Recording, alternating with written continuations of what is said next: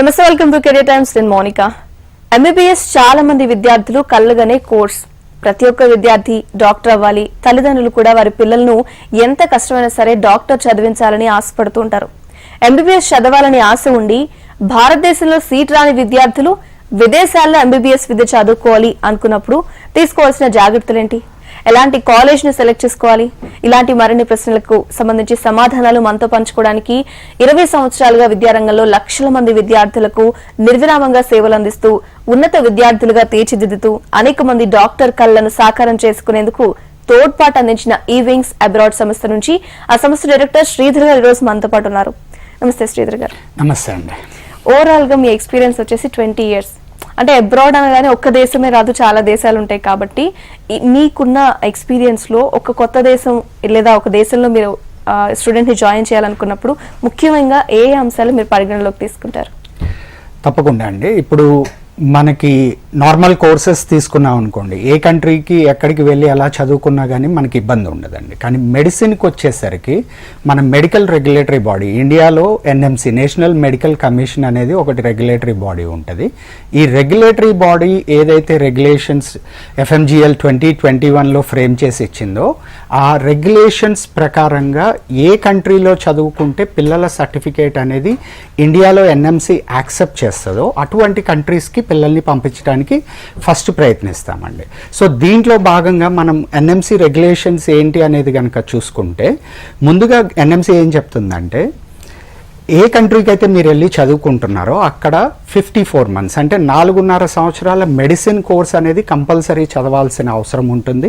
దీంతో పాటుగా 12 నెలలు ఇంటర్న్షిప్ అనేది అదే ఫారెన్ మెడికల్ ఇన్స్టిట్యూట్లో కంప్లీట్ చేయాల్సిన అవసరం. అంటే 5.5 years టోటల్ కోర్స్ అనేది 4.5 + 1 year కోర్స్ కంప్లీట్ చేయాల్సిన అవసరం ఉంది. అది కూడా అదే కాలేజ్లో ఉన్న అటాచ్డ్ హాస్పిటల్.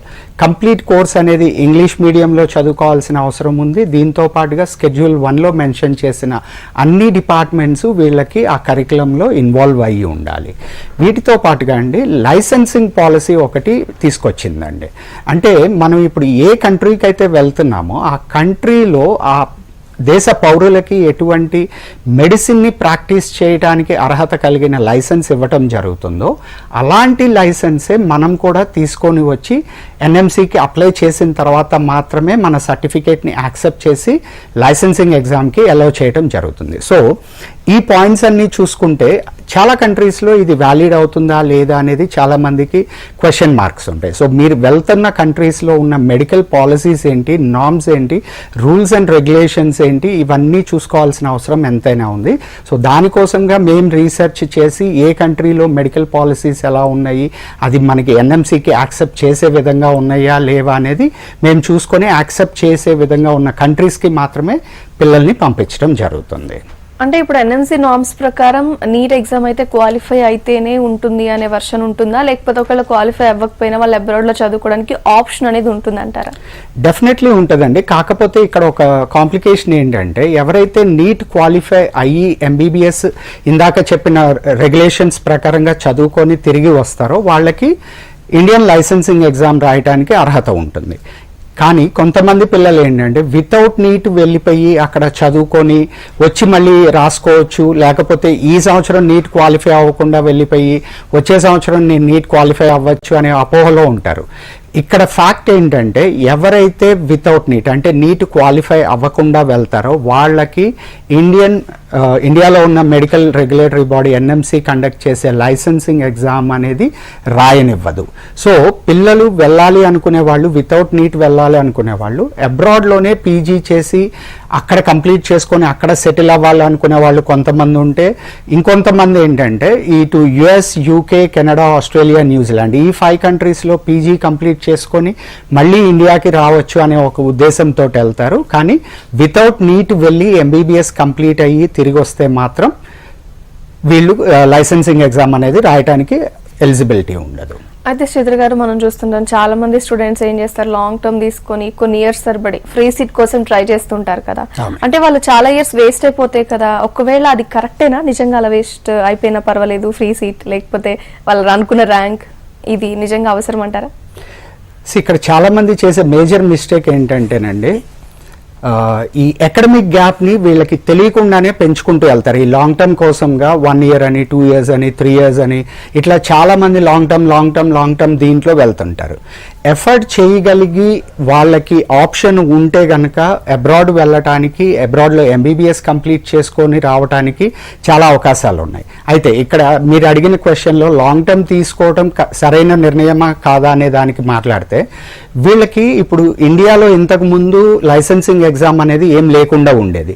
కానీ ఇప్పుడు కొత్తగా వచ్చిన రూల్స్ ప్రకారంగా ఇండియాలో MBBS కంప్లీట్ అయిన పిల్లలు కానివ్వండి, అబ్రాడ్లో చదువుకొని వచ్చిన పిల్లలు కానివ్వండి, ఎవరైనా national exit test NEXT exam అనేది కంపల్సరీ రాయాల్సిన పరిస్థితి వచ్చింది. ఫస్ట్ థింగ్, అక్కడ మనకి అబ్రాడ్ ఎడ్యుకేషన్కి ఇండియన్ ఎడ్యుకేషన్కి డిఫరెన్స్ లేకుండా అయిపోయింది, ఎవరైనా రాయాల్సిన పరిస్థితి. రెండోది, ఇప్పుడు వీళ్ళు పీజీకి వెళ్ళినప్పుడు కానివ్వండి, లేకపోతే ఫ్యూచర్లో జాబ్స్కి వెళ్ళినప్పుడు కానివ్వండి, ఈ అకాడమిక్ గ్యాప్ అంటే ఇప్పుడు ఇంటర్మీడియట్ ఇయర్ అయిపోయింది, ఇయర్లో కంటిన్యూస్గా నెక్స్ట్ కోర్సుకి వెళ్లకుండా ఏదైతే గ్యాప్ తీసుకుంటున్నారో లాంగ్ టర్మ్ కోసం మనం 1 year లాంగ్ టర్మ్ అనో 2 years లాంగ్ టర్మ్ అనో ఏదైతే లాంగ్ టర్మ్ కోసం గ్యాప్ తీసుకుంటున్నారో, ఆ గ్యాప్ ఇంపాక్ట్ అనేది వీళ్ళకి ఫ్యూచర్లో వీళ్ళ కెరియర్ మీద చాలా ఎక్కువ పడుతుందండి. సో వీళ్ళు ఆ అకాడమిక్ గ్యాప్ని ఎంత తగ్గించుకుంటే అంత వీళ్ళకి ఫ్యూచర్ బాగుంటుంది. అండ్ వీళ్ళు చేయాల్సింది ఏంటంటే as early as possible intermediate complete అయిపోయిన తర్వాత ఇమ్మీడియట్లీ వాళ్ళు నెక్స్ట్ ఫర్దర్ ఎడ్యుకేషన్లోకి స్టెప్ ఇన్ అయితే వీళ్ళకి బాగుంటుంది. అంటే బేసిక్గా BCAT CCAT అని వింటుంటా, అంటే ఎవరికైతే సీట్ రాలేదో వీళ్ళు వేరే కేటగిరీస్లో ట్రై చేస్తారు కదా. అంటే బేసిక్గా ఈ కొంచెం మంది చెప్తున్న వర్షన్ ప్రకారం ఈ BCAT CCAT అనేది కొంచెం ఖర్చుతో కూడుకున్నది అని, సాధారణంగా మిడిల్ క్లాస్ వాళ్ళకైతే అది కొంచెం ప్రాబ్లం కదా. అంటే ఇదే కంపల్సరీ ఆప్షన్, దీనికి వేరే ప్రత్యామ్నాయాలు ఏమైనా ఉన్నాయంటారా? డెఫినెట్లీ ఉంటాయండి. ఇప్పుడు ఇండియాలో మనకి చూసుకుంటే అండి 50% ఆఫ్ ది సీట్స్ ఏ కేటగిరీలో ఫ్రీ సీట్ కింద వెళ్ళిపోతే, నెక్స్ట్ సీట్స్ అనేది B category and C category కింద డివైడ్ అయ్యి దానికి దాదాపుగా 13 లక్షలు B కేటగిరీలో సంవత్సరానికి ఫీజు ఉంటే, C కేటగిరీలో 23 లక్షలు సంవత్సరానికి ఫీజు అనేది పెట్టడం జరిగింది. అంటే కోర్సు మొత్తం కంప్లీట్ అయ్యేసరికి వీళ్ళు BCAT వాళ్ళకి 70 లక్షలు కంప్లీట్ అవుతుంది, అండ్ CCAT వాళ్ళది చూసుకుంటే దాదాపుగా 1 కోటి పైకి వెళ్ళిపోతుంది. సో వీళ్ళు ఇక్కడ అంత అమౌంట్ పెట్టి చదవగలిగే వాళ్ళు తక్కువ మంది అయితే, పెట్టలేక ఆప్షన్ లేక ఆగిపోయి, లేకపోతే వేరే కోర్సెస్ జాయిన్ అవటమో, లేకపోతే లాంగ్ టర్మ్కి వెళ్ళటమో ఇలాంటివన్నీ డిసైడ్ అవుతుంటారు. కానీ వీళ్ళు కంపేర్ చేసుకోవాల్సింది ఏంటంటే, ఎందుకు అబ్రాడ్ ఎడ్యుకేషన్ని ఆప్ట్ చేసుకోకూడదు? అబ్రాడ్లో మనకి అతి తక్కువ బడ్జెట్లో వీళ్ళకి కోర్సెస్ కంప్లీట్ అయిపోయి అండ్ NMC నామ్స్ని సాటిస్ఫై చేస్తున్న కాలేజెస్ అండ్ కంట్రీస్ ఉన్నప్పుడు ఇదే ఆప్షన్ని అక్కడ చూస్ చేసుకొని ఇటు అకాడమిక్ గ్యాప్ని తగ్గించుకుంటూ, ఖర్చుకి భయపడి ఏదైతే బ్యాక్ స్టెప్ వేస్తున్నారో ఆ ఖర్చుకు కూడా ఇబ్బంది లేకుండా వీళ్ళు అబ్రాడ్ వెళ్ళి హ్యాపీగా MBBS చదువుకొని రాగలిగే ఆప్షన్ ఉన్నప్పుడు వీళ్ళు అది ఆల్టర్నేట్ ఆప్షన్ కింద చూస్ చేసుకోవచ్చు. అంటే ఇప్పుడు ఈ BCAT CCAT అనేది ఎవరైతే స్టూడెంట్స్ జాయిన్ అవుతారో అది కరెక్ట్ వే అనే చెప్పుకోవచ్చు అంటారా, లేదా ఇట్స్ రాంగ్ అని చెప్పే వర్షన్స్ ఏమైనా ఉన్నాయా? అంటే కరెక్టా రాంగ్ అనేది ఇంకా వాళ్ళకున్న ఫినాన్షియల్ సిచ్యువేషన్ని బట్టి డిసైడ్ చేసుకుంటారండి. బట్ అకాడమిక్ పరంగా చూసుకుంటే మనకి ఇక్కడ ఉన్న సర్టన్ కాలేజీ స్టాండర్డ్స్ కంటే కూడా అబ్రాడ్లో ఎక్కువ స్టాండర్డ్స్ ఉన్న కాలేజెస్ ఉన్నాయి అండ్ ప్రతి వెల్ రెనోడ్ గవర్నమెంట్ ఆర్గనైజేషన్స్ ఉన్నాయి. సో వీళ్ళు చూస్ చేసుకునే కాలేజ్, ఇక్కడ ఇంత అమౌంట్ ఇన్వెస్ట్ చేసి ఏ కాలేజ్ అయితే చూస్ చేసుకుంటున్నారో దాంట్లో ఉన్న పారామీటర్స్ ఏంటి, అంటే ఏ బేస్ మీద వాళ్ళు ఆ కాలేజ్ని చూస్ చేసుకుంటున్నారు. అబ్రాడ్లో అయితే మనకున్న ఆప్షన్స్ ఏంటి, ఆ కాలేజ్ తోటి దీన్ని కంపేర్ చేస్తే వాళ్ళకి డెఫినెట్లీ ఇక్కడ పెడుతున్న ఖర్చు అనేది ఎక్కువనే చెప్పాలి. సో బెటర్ ఆప్షన్ ఇక్కడ అంత ఇన్వెస్ట్ చేయకుండా ఫ్యూచర్కి దాన్ని సేవ్ చేసుకొని పీజీ పర్పస్ కావచ్చు, అబ్రాడ్లో పీజీకి ప్లాన్స్ ఉంటే దానికి కావచ్చు, అక్కడ మేజర్ అమౌంట్ నీడ్ ఉంటుంది. కాబట్టి ఈ సేవ్ చేసుకునే అమౌంట్ని అక్కడ ఇన్వెస్ట్ చేస్తే బెటర్గా ఉంటుంది అనేది మా అడ్వైస్ అండి. ఓకే, అంటే బేసిక్గా అబ్రాడ్లో MBBS చేయాలి అనే వర్షన్ ఏదైతే ఉందో అది ఎందుకు డెసిషన్ తీసుకోవాలి, ఎందుకు ఇక్కడ కాదు అనే క్వశ్చన్ చాలా మందికి ఉంటుంది. ఏంటి దానివల్ల బెనిఫిట్స్ ఏంటి, లేదా ఇలాంటి కేటగిరీ ఆఫ్ స్టూడెంట్స్కి ఇది ఉపయోగపడుతుందని ఏమని చెప్పగలమా?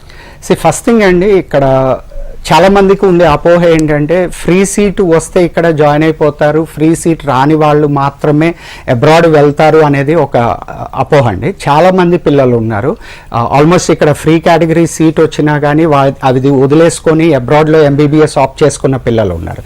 దీనికి మెయిన్ రీజన్ ఏంటంటే వాళ్ళు చూస్ చేసుకునే కాలేజీకి ఉండే క్రెడిబిలిటీ.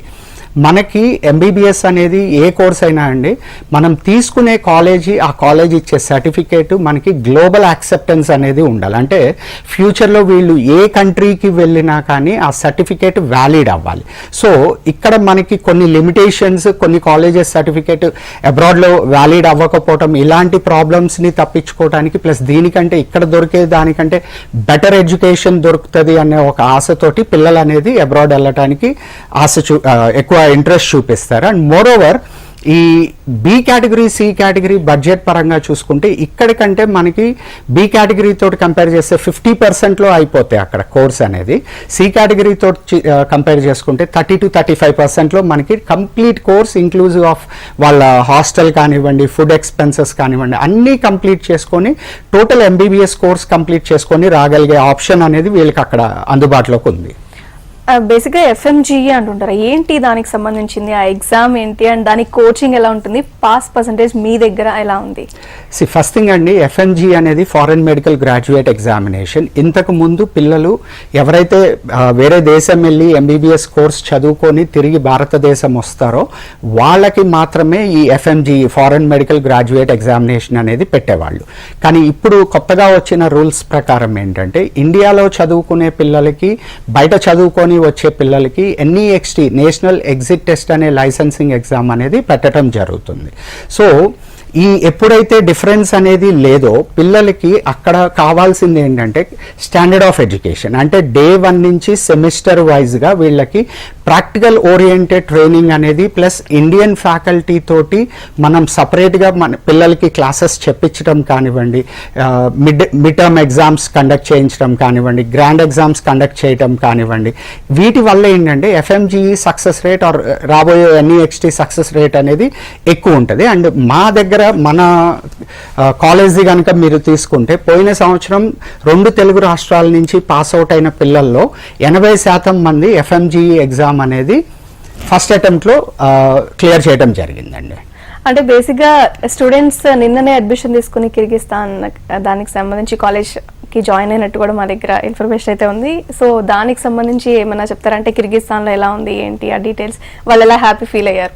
డెఫినెట్లీ అండి, ఇన్ఫ్యాక్ట్ మేము కూడా చాలా హ్యాపీగా ఉన్నాం. రీజన్ ఏంటంటే ఈ అకాడమిక్ ఇయర్లో ఫస్ట్ బ్యాచ్ మనకి ఇండియా నుంచి చూసుకుంటే ఫస్ట్ బ్యాచ్ అబ్రాడ్ వెళ్ళిన దాంట్లో ఫస్ట్ ఇదే బ్యాచ్ వెళ్ళటం జరిగింది. నిన్న దాదాపుగా 100 మంది దాకా పిల్లలు వెళ్ళారు అక్కడికి. అండ్ ఆల్మోస్ట్ అందరూ రీచ్ అయిపోయారు. హాస్టల్స్లో రూమ్స్ ఎలొకేషన్స్ అండ్ అన్నీ జరిగిపోయినాయి. వాళ్ళ ఐ కార్డ్స్ ఇష్యూయన్స్ కానివ్వండి, అన్ని ఎన్రోల్మెంట్స్ కంప్లీట్ అయిపోయినాయి.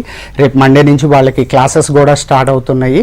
అండ్ మీకు ఇక్కడ పరిస్థితులు చూసుకుంటే అండి, అకాడమిక్ క్యాలెండర్ అనేది ప్లాన్డ్గా సిస్టమాటిక్ వేలో యాజ్ పర్ స్కెడ్యూల్ అనేది స్టార్ట్ అవుతూ యాజ్ పర్ స్కెడ్యూల్ అనేది కంప్లీట్ అవుతూ ఉంటుంది. సో వీళ్ళు పిల్లలు వెళ్ళటం, క్లాసెస్ స్టార్ట్ అవటము అండ్ ఇండియన్ స్ట్రక్చర్ ప్రకారంగా ఆల్మోస్ట్ మనకి ఇక్కడ చూసుకున్నా కానీ సెప్టెంబర్లో క్లాసులు స్టార్ట్ అవుతున్నాయి, అక్కడ కూడా మనకి సెప్టెంబర్లో క్లాసులు స్టార్ట్ అవుతున్నాయి అండి. అంటే ఇప్పుడు మనం సైడ్ లో చూస్తున్న విజువల్స్ వా స్టూడెంట్సే కదండి? అవునండి, నిన్న వెళ్ళిన స్టూడెంట్స్. అంటే బేసిక్ గా ఏదైతే మీ కిర్గిజ్ ఈ కాలేజ్ కి స్పెషాలిటీస్ ఏంటి, వాళ్ళు వెళ్ళిన తర్వాత కానీ వాళ్ళు వెళ్ళేటప్పుడు కానీ ఆ స్పెషాలిటీస్ ఏమని చెప్పారు, వాళ్ళు ఎలా ఫీల్ అయ్యారు? ఫస్ట్ థింగ్ అండి, కిర్గిజ్ స్టేట్ మెడికల్ అకాడమీ అనేది 1939లో స్టార్ట్ అయిన గవర్నమెంట్ యూనివర్సిటీ. అండ్ అక్కడ ఉన్న మినిస్ట్రీ అండర్లో రన్ అవుతున్న one and only college Kyrgyz state medical academy KSMA. దీంట్లో ప్రత్యేకతలు మనం మాట్లాడుకోవాలంటే వరల్డ్లోనే సెకండ్ లార్జెస్ట్ ఎనాటమీ ల్యాబ్ కలిగిన కాలేజ్ ఒకటి ఉండటం, రెండోది మనము ఈ ఎనాటమీ మ్యూజియం కానివ్వండి అండ్ క్యాడవర్ పిల్లలకి ఇచ్చే ఫెసిలిటీ కానివ్వండి, క్లాస్ రూమ్ రేషియో తీసుకుంటే ఒక సెక్షన్కి 25 మెంబర్స్ మాత్రమే పిల్లలు ఉంటారు. అండ్ దీంట్లో 250+ ఏకర్స్ క్యాంపస్ అనేది ఆ దేశ రాజధాని బిష్కేక్ నగరంలో హార్ట్ ఆఫ్ ది సిటీలో ఉండటము, పిల్లలకి యాక్సెసిబిలిటీ కానివ్వండి అన్ని అందుబాటులో మనకి సిటీలోనే ఉన్నాయి వీళ్ళకి. అండ్ వీళ్ళు క్లినికల్ రొటేషన్స్ అండ్ క్లినికల్ సబ్జెక్ట్స్కి వచ్చేసరికి మొత్తం అక్కడ ఉన్న డిపార్ట్మెంట్ గవర్నమెంట్ హాస్పిటల్స్లో చేయటం జరుగుతుంది. అండ్ వీళ్ళ ఇంటర్న్షిప్ వచ్చేసరికి దాదాపుగా 400 బెడెడ్ హాస్పిటల్ అండ్ 450 బెడెడ్ హాస్పిటల్లో మాత్రమే పిల్లలు ఇంటర్న్షిప్ చేయటం జరుగుతుంది అక్కడ.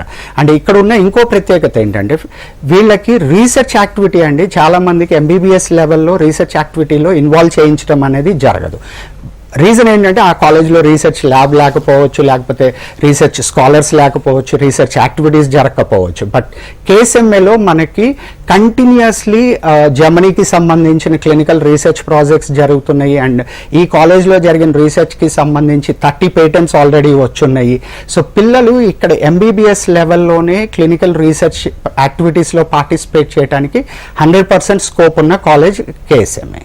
అంటే ఈ కిర్గిస్ లో బేసిక్ గా ఫుడ్ అండ్ అకామిడేషన్ ఎలా ఉంటుంది? ఎందుకంటే స్టూడెంట్స్ అందరు ఫస్ట్ చూసేది అక్కడే కదా, ఇద్దరు ఫస్ట్ కాలేజ్ డీటెయిల్స్ తెలుసుకున్నప్పటికీ కూడా మేము వెళ్ళి ఎలా ఉండాలి, సో దానికి సంబంధించి ఎలా ఉన్నాయి? సో ఫెసిలిటీస్కి వచ్చేసరికండి within the campus hostel facility ఉంది ఈ కాలేజీలో. అంటే పిల్లలు ఒకే కాంపౌండ్లో college and hostel and mess 3 కూడా వీళ్ళకి ఒకే కాంపౌండ్లో ఉండటం జరిగింది. అండ్ భోజనం కూడా మనం వీళ్ళకి అందించే భోజనం కంప్లీట్లీ మన తెలుగు భోజనం ఉంటుంది. బ్రేక్ఫాస్ట్ దగ్గర నుంచి మొదలు పెడితే లంచ్ అండ్ డిన్నర్ కూడా కంప్లీట్లీ మన తెలుగు భోజనం మన తెలుగు వాళ్ళ చేత వండించి పెట్టడం జరుగుతుంది. సో వీళ్ళకి అక్కడ ఫుడ్ విషయానికి వచ్చేసరికి ఎటువంటి టెన్షన్ పడాల్సిన అవసరం లేదు. అండ్ అకామిడేషన్కి వచ్చేసరికి ఎప్పుడైతే విత్ ఇన్ ది క్యాంపస్ ఉంటారో పిల్లలు సేఫ్గా ఫీల్ అవుతారు అండ్ పేరెంట్స్ కూడా టెన్షన్ లేకుండా ఉంటారండి. అయితే శ్రీధర్ గారు, బేసిక్ గా అబ్రాడ్ లో వాళ్ళు చదివి డిగ్రీ తెచ్చుకుంటారు, పేరెంట్స్ కావచ్చు స్టూడెంట్స్ కావచ్చు, ఒకవేళ ఆ డిగ్రీ ఇక్కడ చెల్లుతుందా ఈ దేశంలో అయితే అనే డౌట్స్ ఉంటాయి. సో ఈ వింగ్స్ తరపు నుంచి మీరు ఆ డౌట్స్ ఏమైనా క్లారిఫై చేస్తారా? 100% అండి. మీకు ఇందాక చెప్పినట్టు మేము చేసిన రీసెర్చ్ లో ఏ కంట్రీస్ ఎలా సాటిస్ఫై అవుతున్నాయి NMC నార్మ్స్ ప్రకారంగా అనేది ఏ పేరెంట్ అయినా సరే ఏ స్టూడెంట్ అయినా సరే మా ఎప్పుడైనా కాంటాక్ట్ అవ్వచ్చు. వాళ్ళకి కావాల్సిన అన్ని డాక్యుమెంటెడ్ ఇవి మన దగ్గర ఉన్నాయి. ఏ కంట్రీ అడ్వైజరీస్ ఏం చెప్తున్నాయి, NMC ఏం చెప్తుంది, అక్కడ సాటిస్ఫై NMC నార్మ్స్ అనేది అక్కడ వ్యాలిడ్ అవుతున్నాయా లేదా అనేది కంప్లీట్ గైడెన్స్ అనేది పేరెంట్స్కి మనం ఇచ్చిన తర్వాత మాత్రమే అడ్మిషన్ చేసి పంపించడం జరుగుతుందండి. సో ఈ కిర్గిజ్ స్టేట్ మెడికల్ కాలేజ్ ఏదైతే ఉందో దీనికి సంబంధించి స్టూడెంట్స్ బేసిక్ గా MBBS పూర్తయిన తర్వాత PG ఆప్షన్ ఉంటుందా? ఒకవేళ ఉంటే దానివల్ల ఉపయోగం ఏంటి? అది చేయకపోయినా పర్వాలేదు. ఫస్ట్ థింగ్ అండి, చాలా మంది పిల్లలు MBBS తర్వాత PG కూడా కంప్లీట్ చేయాలి అని అనుకుంటారు. మన KSMAకు ఉన్న ప్రత్యేకత ఏంటంటే ఇందాక చెప్పినట్టు global accepted certificate and curriculum KSMAలో ఫాలో అవటం జరుగుతుంది.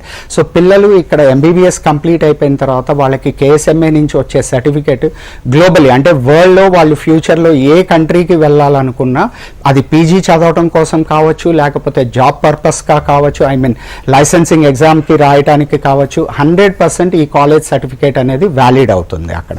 అండ్ మోర్ ఓవర్ మనకి NMC ఏవైతే regulations rules and regulations mention చేసిందో అవి అన్నీ కూడా 100% ఈ కాలేజ్లో నార్మ్స్ అనేది సాటిస్ఫై అవుతున్నాయి. సో పిల్లలు ఇక్కడ కంప్లీట్ అయిన తర్వాత ఏదర్ కిర్గిస్తాన్లో కావాలనుకుంటే అక్కడ PG చేసుకోవచ్చు, ఇండియాకి వచ్చి ఇండియాలో చేసుకోవచ్చు, లేదు world is open for them. ఏ కంట్రీకైనా వెళ్ళి ఎక్కడైనా వాళ్ళు హ్యాపీగా PG చదువుకోవడానికి అర్హత ఉంటుంది వాళ్ళకి. ఓకే, అంటే బేసిక్ గా కిర్గిజ్ వెళ్ళారు, బట్ వాళ్ళ పేరెంట్స్ అయితే ఆడపిల్లల విషయంలో కొంచెం కేర్ తీసుకుంటారు, అంటే ఎలా ఉంటుందో అని భయపడుతూ ఉంటారు. సో వాళ్ళకి సంబంధించి ఎలాంటి సపోర్ట్ ఉంటుంది, వాళ్ళ ప్రొటెక్షన్ ఎలా ఉంటుంది, ఆ డీటెయిల్స్ చెప్పండి. ఫస్ట్ థింగ్ అండి, ఇక్కడ ఉన్న హాస్టల్స్ అన్నీ కూడా బ్లాక్స్ సపరేట్ ఉంటాయండి. గర్ల్స్ హాస్టల్ సపరేట్ ఉంటుంది, బాయ్స్ హాస్టల్ సపరేట్ ఉంటుంది. అండ్ కంప్లీట్ కాంపౌండ్ అంతా కూడా CCTV సర్వేలెన్స్లో ఉంటాయి. అండ్ వార్డెన్స్ కూడా ఫీమేల్ వార్డెన్స్ ఉంటారు. అండ్ వీళ్ళ కోసంగానే మా మంజులా గారు అక్కడే ఉండి పిల్లలకి పర్టికులర్లీ ఆడపిల్లలకి కావాల్సిన వాళ్ళ సదుపాయాలు కావచ్చు, వాళ్ళ పర్సనల్ థింగ్స్ కావచ్చు, ఏదైనా సరే ఆవిడ దగ్గర ఉండి పిల్లలకి కావాల్సిన అన్ని చూసుకోవటం. అందులోనూ ఆవిడ తెలుగు వారు అవటం పిల్లలకి ఇంకా కొంచెం అడ్వాంటేజ్ ఎక్కువ అవుతుంది. అండ్ మోర్ ఓవర్ ఇక్కడ ఏంటంటేనండి ఆ country most safest place for girls అండి. సో అక్కడ నిజం చెప్పాలి అని అంటే మనం ఇక్కడ అర్ధరాత్రి ఈవినింగ్ 10 తర్వాత మనం బయటకు వెళ్ళాలంటే కొంచెం ఆలోచిస్తాం ఒక ఆడపిల్లగా. బట్ అక్కడికి వచ్చేసరికి వీళ్ళు నైట్ 12 అయినా సరే 24/7లో ఎప్పుడైనా సరే హ్యాపీగా సింగిల్గా తిరిగి రాగలిగిన country Kyrgyzstan country and most safest place for girls. And వీళ్ళకి ఈ విషయంలో సేఫ్టీ పరంగా ఎటువంటి టెన్షన్ తీసుకోవాల్సిన అవసరం ఉండదు. అంటే బేసిక్ గా శ్రీధర్ గారు అబ్రాడ్ వెళ్ళి MBBS చేయాలి అని చెప్పి పేరెంట్స్ లేదా స్టూడెంట్స్ చాలా మంది ఆశపడతారు, కానీ బేసిక్ రూల్స్ వాళ్ళకి ఎలా ఉంటే బాగుంటుందని తెలియదు. అంటే ఏమేమి విషయాలు వాళ్ళు ఫస్ట్ తెలుసుకోవాలంటారు? MBBSకి వచ్చేసరికి మీకు ఇందాక చెప్పినట్టుగా ఫస్ట్ వీళ్ళు తెలుసుకోవాల్సింది NMC rules and regulations. So వీళ్ళు ఆ NMC రూల్స్ అనేది తెలుసుకోకపోతే ఫ్యూచర్లో ఆ సర్టిఫికేట్ ఇండియాలో వ్యాలిడ్ అవ్వకుండా అయిపోతుంది. వాళ్ళు పడ్డ 6 ఏళ్ల కష్టం కావచ్చు, వాళ్ళు పెట్టే డబ్బు కావచ్చు, మొత్తం అనేది వాళ్ళకి పెయిన్ఫుల్ లాస్ అవుతుంది. సో దీనికంటే ముందు వాళ్ళు మోస్ట్ ఇంపార్టెంట్గా తెలుసుకోవాల్సింది ఎన్ఎంసి రూల్స్ అండ్ రెగ్యులేషన్స్. రెండోది, ఏ కంట్రీకి అయితే వాళ్ళు చాయిస్ కింద తీసుకుంటున్నారో ఆ కంట్రీలో ఉన్న మెడికల్ నార్మ్స్ ఏంటి అండ్ మెడికల్ పాలసీస్ ఏంటి, లైసెన్సింగ్ పాలసీస్ ఏంటి, ఈ మూడు కనుక వాళ్ళు తెలుసుకోగలిగితే వాళ్ళకి ఆ నార్మ్స్ ఇక్కడ ఎన్ఎంసి ప్రకారంగా ఉన్నాయా లేవా, వాళ్ళ సర్టిఫికేట్ ఇక్కడ వ్యాలిడ్ అవుతుందా లేదా అనేది క్లారిటీ వస్తుంది. ఆ తర్వాత కాలేజీకి ఉండాల్సిన అక్రెడిటేషన్స్, అంటే ఆ కాలేజీకి ఉండాల్సిన గుర్తింపులు ఏంటి, కాలేజీ గ్లోబల్లీ యాక్సెప్టెడ్ సర్టిఫికేట్ ఉంటుందా ఉండదా, ఇలాంటి విషయాలు. మూడోది ఏంటంటే కాలేజీ పరంగా తీసుకోవాల్సింది డిపార్ట్మెంట్స్ అండి. క్లినికల్ సబ్జెక్ట్స్కి వచ్చినప్పుడు వీళ్ళు క్లినికల్ సబ్జెక్ట్స్ అనేది నేర్చుకునేది ఏ డిపార్ట్మెంట్స్లో నేర్చుకుంటారు, అంటే వాళ్ళ ఓన్ హాస్పిటల్స్ ఉన్నాయా లేకపోతే థర్డ్ పార్టీ హాస్పిటల్స్ మీద డిపెండ్ అయ్యి ఉన్నారా లేదా అనేది తెలుసుకోవటం చాలా చాలా ఇంపార్టెంట్. సో ఈ పాయింట్స్ అనేది వాళ్ళు కన్సిడర్ చేసుకొని దీనికి సంబంధించిన ఇన్ఫర్మేషన్ అంతా తీసుకున్న తర్వాత మాత్రమే నిర్ణయం తీసుకోవాలనేది మా అడ్వైస్. అయితే శ్రీధర్ గారు, బేసిక్గా ఈవింగ్స్ గురించి మాట్లాడదాం. అంటే చాలా ఉన్నాయి, కన్సల్టెన్సీస్ కావచ్చు, తెలుసుకోవడానికి ఆప్షన్స్ కావచ్చు. వై ఒక పేరెంట్ కానీ స్టూడెంట్ కానీ ఈవింగ్స్ని సెలెక్ట్ చేసుకోవాలి, ఎందుకు? ఈవింగ్స్ అనేదండి ఒక స్టూడెంట్ ఓరియంటెడ్ ప్లాట్ఫామ్ అని చెప్పాలి మేము.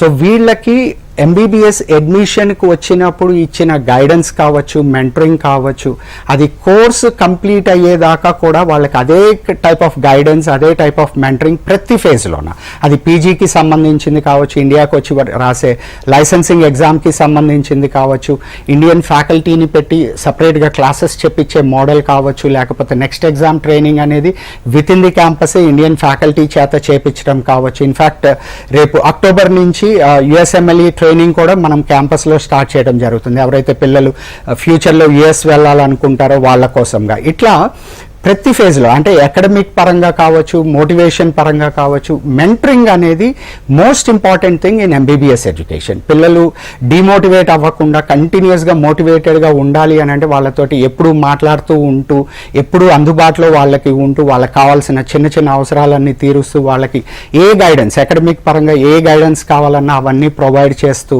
ఈ ప్రాసెస్ అనేది ఏదైతే ఉందో అది అడ్మిషన్ తోటి ఎండ్ అవ్వదండి. అడ్మిషన్ కంప్లీట్ అయ్యి కోర్సు కంప్లీట్ అయ్యేదాకా వాళ్ళకి కావాల్సిన సపోర్ట్ అనేది ఈవింగ్స్ ఇవ్వటం జరుగుతుంది. కాబట్టి ఎక్కువ మంది ఈవింగ్స్ని ప్రిఫర్ చేయడం జరుగుతుందండి. అయితే శ్రీధర్ గారు, ఒకవేళ మిమ్మల్ని కాంటాక్ట్ చేయాలి అంటే త్రూ మొబైల్ నంబర్ లేకపోతే డైరెక్ట్ గా వచ్చి కాంటాక్ట్ అయ్యి డీటెయిల్స్ తెలుసుకోవాలనుకుంటారు, ఏ ఆప్షన్ కరెక్ట్ అంటారా, ఎలా వస్తే బెస్ట్? ఫోన్లో కాంటాక్ట్ అయినా లేకపోతే మా ఆఫీస్కి వచ్చినా కానీ ఇన్ పర్సన్ ఎప్పుడు కరెక్ట్ వే ఆఫ్ కమ్యూనికేషన్ ఉంటుంది. సో ఇన్ పర్సన్ వస్తే ఏంటంటే వాళ్ళకి కావాల్సిన క్వెరీస్ కానివ్వండి, డౌట్స్ కానివ్వండి అన్నీ క్లారిఫై అవుతాయి అండ్ వాళ్ళకి కావాల్సిన డాక్యుమెంట్స్ అన్నీ చూపించడం జరుగుతుంది. ఇన్ఫ్యాక్ట్ రాని వాళ్ళకి ఫోన్లో కాంటాక్ట్ అయినా కానీ వాళ్ళకి అదే రకమైన ఇన్ఫర్మేషన్ అండ్ గైడెన్స్ అనేది ఇవ్వటం జరుగుతుంది. సో పేరెంట్స్ అనేది పిల్లలు వాళ్ళ కన్వీనియంట్ని బట్టి మాక్సిమం రావడానికి ట్రై చేస్తే హ్యాపీగా ఉంటుంది. లేని పక్షంలో ఫోన్లో అయినా మమ్మల్ని కాంటాక్ట్ అవ్వచ్చు and we are always available for them to provide the guidance and information. అయితే శ్రీధర్ గారు, బేసిక్ గా స్టూడెంట్స్ ఎంబీబీఎస్ చదవాలి అనుకున్న వాళ్ళు, అబ్రాడ్ వెళ్ళాలి అనుకున్న వాళ్ళు ఎస్పెషల్లీ ఈ దేశాలనే సెలెక్ట్ చేసుకుంటున్నారు. అంటే వాళ్ళ తరపు నుంచి కొన్ని అడిగే దేశాలు ఏమైనా ఉన్నాయా, అండ్ మీరు ఎలాంటి దేశాన్ని సజెస్ట్ చేస్తారు, ఎలా ఉంటుందండి ప్రాసెస్? అదేనండి, మీకు ఇందాక నుంచి చెప్తున్న పాయింట్ అదే. ఏంటంటే ఎన్ఎంసి నార్మ్స్ని సాటిస్ఫై అవుతున్న కంట్రీస్కి మాత్రమే సజెస్ట్ చేస్తాము. అండ్ పిల్లలు మా దగ్గరికి రకరకాల కంట్రీ నేమ్స్ తోటి వస్తుంటారు. సో కంట్రీలో మేము చేయాలనుకుంటున్నాం, సో కంట్రీలో మేము చేయాలనుకుంటున్నాం అనేది. వాళ్ళకి అక్కడ ఉన్న ఎన్ఎంసి నార్మ్స్ ఎలా సాటిస్ఫై అవుతాయి, అవ్వకపోతే ఎలా సాటిస్ఫై అవ్వవు, ఇవన్నీ క్లియర్గా ఎక్స్ప్లెయిన్ చేసి దానికి సంబంధించిన డాక్యుమెంట్స్ అన్నీ వాళ్ళకి చూపించి వాళ్ళు అర్థం చేసుకున్న తర్వాత మాత్రమే వాళ్ళు ఆ కంట్రీకి ఫైనల్ చేసుకుంటారు. అండ్ వాళ్ళు తీసుకునే ప్రాసెస్లో రిస్క్ పారామీటర్స్ ఏంటి అనేది ముందుగా తెలుసుకోవడం చాలా ఇంపార్టెంట్ అండి. సో వీళ్ళకి ఏ కంట్రీలో ఉన్న మెడికల్ పాలసీస్ కాంప్లికేటెడ్గా ఉన్నాయి, సింప్లిఫైడ్గా ఎక్కడ ఉన్నాయి అనేది అర్థం చేయటమే మా రోల్ ఇక్కడ. అయితే ఈవింగ్స్ తరపు నుంచి వచ్చే సొల్యూషన్స్ ఏవైతే పేరెంట్స్ స్టూడెంట్స్ కి, మీ దగ్గర నుంచి వచ్చే సొల్యూషన్స్ కి, వేరే దగ్గర వాళ్ళు ఒకవేళ కన్సల్ట్ అయితే వాళ్ళ దగ్గర నుంచి వచ్చే సొల్యూషన్స్ కి మెయిన్ డిఫరెన్స్ ఏంటి అని చెప్తారు? డిఫరెన్స్ అంటే అండి, ఇక్కడ మెయిన్ చేసేది లాట్ ఆఫ్ రీసెర్చ్ అండి. కాలేజీ పరంగా కానివ్వండి, కంట్రీ పరంగా కానివ్వండి, అండ్ ఫెసిలిటీస్ పరంగా కానివ్వండి, ఇన్ఫ్రాస్ట్రక్చర్ పరంగా కానివ్వండి, పిల్లలకి ఫ్యూచర్లో ఈ సర్వీస్ ఎలా ఉపయోగపడుతుంది అనే విషయంలో కానివ్వండి, వాళ్ళకి అకాడమిక్ పరంగా ఇచ్చే గైడెన్స్ పరంగా కానివ్వండి, అంటే ఇక్కడ ప్రతి ఫేజ్లోనూ పిల్లలకి సపోర్ట్ ఎక్కడ నీడ్ ఉందో అక్కడ ఈవింగ్స్ వాళ్ళు ఆ టీమ్ మెంబర్స్ అందరూ ఇచ్చే హోల్ టీమ్ వర్క్ కాబట్టి ఒక్కొక్కళ్ళు ఒక్కొక్క ఫేజ్లో పిల్లలకి అందుబాటులో ఉండి వాళ్ళకి కావాల్సినవి అన్నీ అందిస్తూ అండ్ ఈ రీసెర్చ్ ప్రాసెస్ ఏదైతే ఉందో ఈ రీసెర్చ్ అనేది ప్రాపర్గా చేస్తూ ఉండటం వల్ల పిల్లలకి వర్క్ అనేది ఈజీ అయిపోతుంది. పిల్లలకి కానివ్వండి, పేరెంట్స్కి కానివ్వండి, 1 పాయింట్ కాంటాక్ట్ అయిపోయింది. ఏ డౌట్ ఉన్నా, ఏ క్లారిఫికేషన్ కావాలన్నా, ఏ ఇన్ఫర్మేషన్ కావాలన్నా ఈవింగ్స్ని అప్రోచ్ అయితే సరిపోతుంది అనే ఒక కంక్లూజన్కి పేరెంట్స్ వచ్చేసారు. ఓకే శ్రీధర్ గారు, థ్యాంక్ యూ సో మచ్ అండి. చాలా క్లియర్ గా డీటెయిల్స్ చెప్పారు. అబ్రాడ్ వెళ్ళాలంటే ఫస్ట్ ఏం తెలుసుకోవాలి, కిర్గిజ్ కి ఆల్రెడీ స్టూడెంట్స్ వెళ్ళారు కదా, వాళ్ళ గురించి కూడా చూపించినందుకు థ్యాంక్ యూ సో మచ్ అండి. థ్యాంక్ యూ సో మచ్ అండి. ఇది వాళ్ళ కెరీర్ టైమ్స్ చూస్తూనే ఉండండి HM TV.